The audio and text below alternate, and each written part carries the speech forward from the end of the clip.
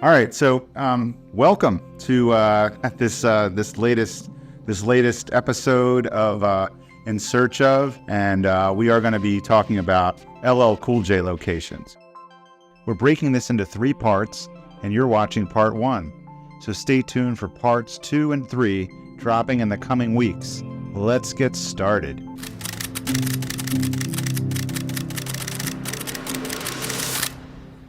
I don't have a style. I just do my thing. I need love. I'm bad. Going back to Cali, there is no style. I'm too diversified to have a style.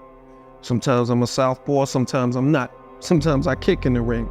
I don't know. I just do my thing. LL Cool J, if you're wondering why I've done such a deep dive, I'm a huge fan. Man, my tongue's real sharp. I hit a note like a harp or a harmonica, Veronica. I do my part in a bedroom with leg room. I'm strong like a monsoon chill, the Maui Wowie, and I carry the harpoon. Bigger and Deffer came out, and we just listened to that over and over and over again. Knew all the words, laughed at all the funny kind of pop culture references. And so someone like me who consumes this and listens and pores over every word wants to go there and see what they're talking about and where they're talking about. 3 years ago in St. Albans, Queens, I was rocking at a park called 118. Little kids stood and watched as I rocked the spot. Didn't know years later I'd be standing on top. Live on Farmers Boulevard, I was born and raised. What you're seeing here is a picture of E-Love and LL Cool J right down the street from where he grew up. It's called Farmers Boulevard. To me, finding this photograph was just an opportunity to kind of go to his neighborhood and see where he considered home. It really is kind of a picture of the neighborhood in a lot of ways. And I love that in a lot of the pictures, he's holding a boombox. At the time, the bigger your radio, the cooler you were. The brickwork on the building on the right, and that sort of dramatic triangular rooftop across the street. That was for sure the right spot. This photo is on Ilion Avenue, and it's this is the house that LL Cool J grew up in with his grandmother.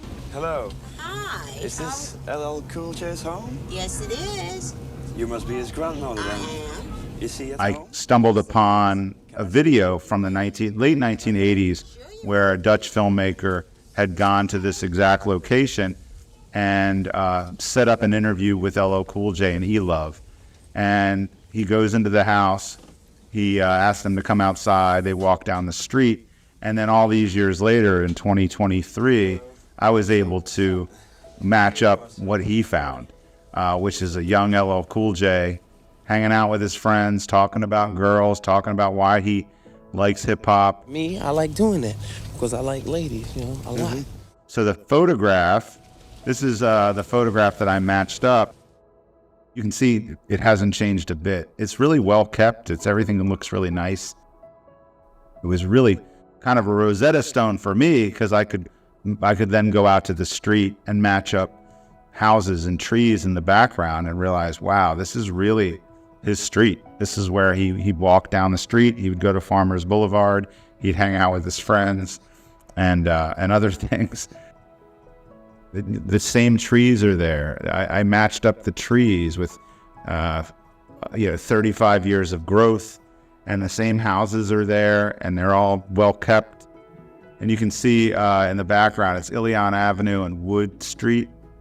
And if you look off into the distance on the left, back here, that's the direction of LL Cool J's grandmother's house. So they walked about a block and a half for this interview. But you can see everything matches up. The whole neighborhood is the same, even the sort of the tilt of the telephone pole and the trees and the rooftops.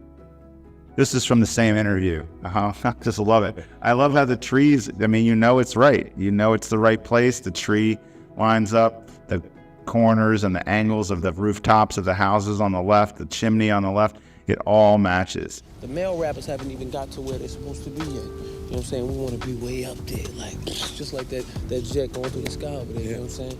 And this is what I love about this whole process. It's a great time capsule that they that they recorded this, and that they recorded it outside in his neighborhood as opposed to a studio or in a nondescript room. There we go, guys. That was part 1. Keep an eye out for part 2.